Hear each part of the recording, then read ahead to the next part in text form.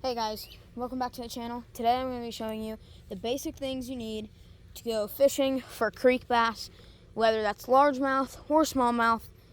That's what we're going to be covering, so let's get into it.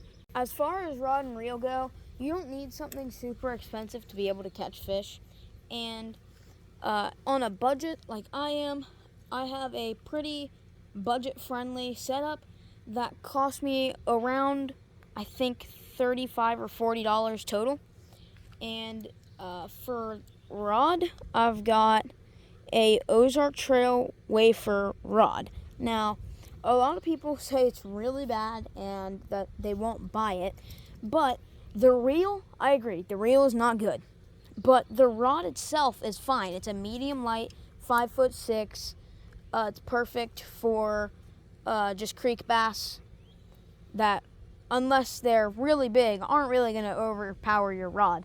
I actually recently caught a 2.5-ish pound smallmouth on this exact setup. So I've got that Ozark Trail rod, and then a Daiwa Sweepfire 1000. I actually really like this rod and reel setup. I use it every time I go for creek bass. I can throw crankbaits, a Texas rig, really just any light lure. I can even, if there's a bunch of panfish there, I can throw a trout magnet on this setup and be able to catch panfish on this setup. So I do really like this setup. It's light and it's super budget friendly. And on it right now, I've got a 1/0 hook with a bullet weight on it. And normally, if I'm throwing a soft plastic, I really like throwing a little 4-inch lizard. I feel like I just can catch a bunch of different sizes of fish.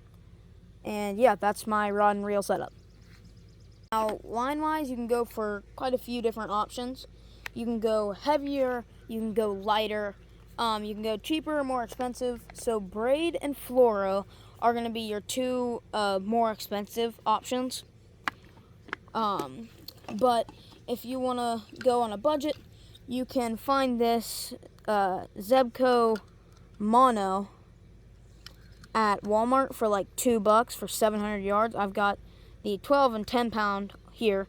I throw 10 pound on my setup, but if you just buy a little spool of fluoro, you can do a fluoro leader. That way your line still sinks, and you can throw those lighter lures on fluorocarbon. If you want to go with something with a little bit more strength and less stretch, you can go with some braid. This is 20 pound. I personally wouldn't throw 20 pound on this setup. If I were going to throw braid, I would throw 10 pound. But this is thin enough to where I could throw it on that setup. I just don't really think it's necessary. Now, with this rod and reel setup, I have a different, probably a little bit more high quality rod. That is a Berkley lightning rod, but it is a light action. And when I'm throwing something like a Texas rig, I want a little bit more backbone to be able to set the hook on that fish. So I like throwing a medium light with 10 pound line. That is what I prefer. You probably could go with a medium and put 12 to 15 pound line on it and be able to use more backbone to be able to set the hook. You can throw heavier lures, but I use this setup personally because it is super budget friendly, and overall it really is just a good setup. I hope you guys enjoyed and found this video helpful, and this really just proves that you don't have to spend a bunch of money to catch fish.